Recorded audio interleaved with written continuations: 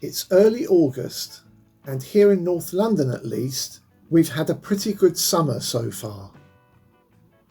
May and June were exceptionally dry and hot, and I watered my gardens and my big fig tree generously.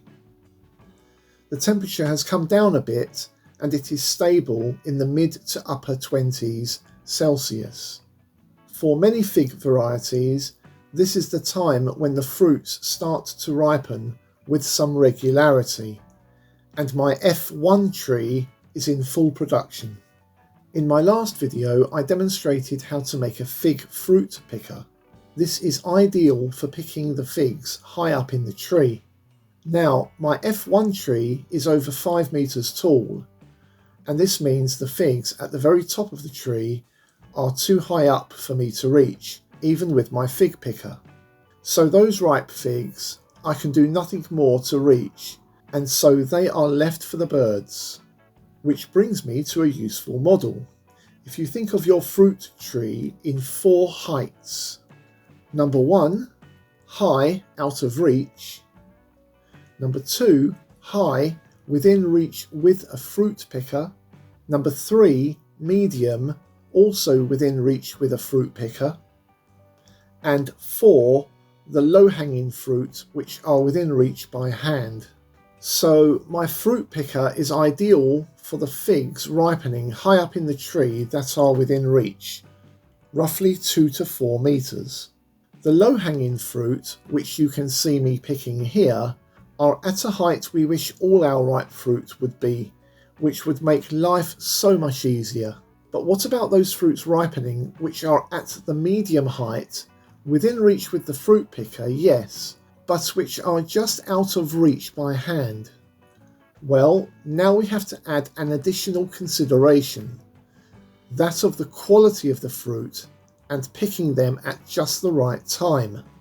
With the figs that are high up and need to be picked with the fruit picker, they are quite a long way away, and it is difficult to tell if they are actually ripe or how ripe they might be. With low-hanging fruit, it is easy to see them up close and to squeeze them to see if they have softened, an indicator that they are ripe. So really, you are making a quality judgment on how ripe the fruit is before you pick it, because you want to pick the figs when they are as ripe as you like them so that you can enjoy them. So now, getting back to the figs ripening at the medium height, sure, you can just pick them with the picker, but you might miss out on holding off for an additional day or two while they ripen more, if only you could check them first. That's where this tool comes in. It's a broom. This allows me to hook a branch with a ripening fig on it to pull it down to a height where I can reach it, so I can decide whether to pick it now or leave it for another day or two. For figs ripening on longer branches with some give in them, this is an easily achievable strategy and means you can assess the quality of your ripening figs at the medium height, roughly 2 to almost 3 meters up. Unfortunately, I don't have 3 hands to be able to video the full demo, but here you can see I managed to get these 2 ripe figs with the aid of my trusty broom. By the way, I've had this one broom for 25 years. I've only had to change the head 3 times and the pole twice. How the hell can it be the same bloody broom? In another of my fig tree videos, which has had over 14,000 views, I give another top tip on how to ensure your fig yield by tying up your low-hanging figs in plastic carrier bags.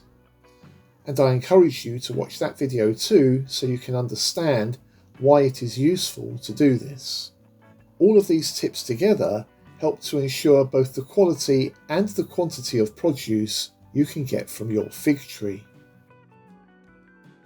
My F1 fig tree is currently producing an average of 1 kilogram of ripe figs per day, a huge amount of fruit, and I'm enjoying every single one of them. Thanks for watching, and see you again next time.